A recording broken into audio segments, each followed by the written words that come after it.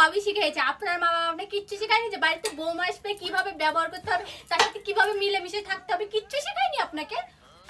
এই তুমি আমার মার সঙ্গে এত ঝামেলা করো কেন রে? দেখে আসো দিন তোমার মতো এত সুখে কে আছে পাড়ার ভিতরে? হ্যাঁ হ্যাঁ হ্যাঁ, আমার জায়গায় থাকলে তুমি বুঝতে আমি কি পজিশনে আছি। তোমার জায়গায় থাকলে আমি দেখিয়ে দিতাম।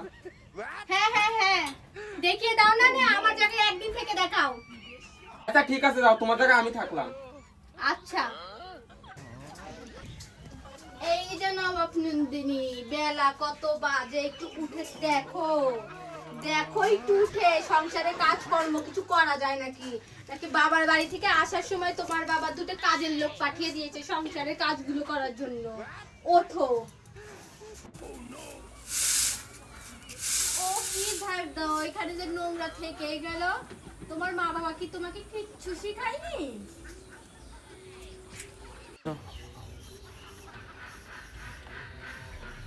সারাদিন কি খালি এই কাজ করলেই হবে? সংসারের বাকি কাজগুলো যে করতে হবে।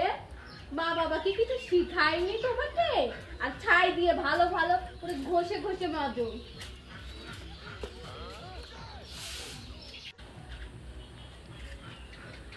সারাদিন কি এভাবে শুয়ে বসে থাকলেই হবে?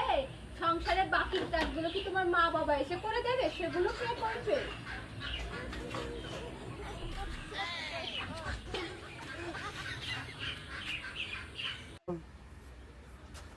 ও কি আলু ছোলা, ও কত করে আলুর খোসা ফেলছো?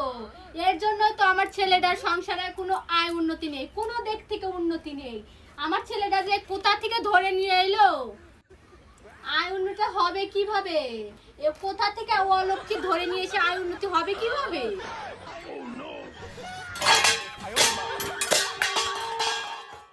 এটা তোর কাছে আমি ক্ষমা চাই, ক্ষমা। তোর জায়গায় তুই যা, আমার জায়গায় আমি যা। কে একদিনে হাঁপিয়ে গেলে তাহলে বোঝো, যার জ্বালা সে বোঝো।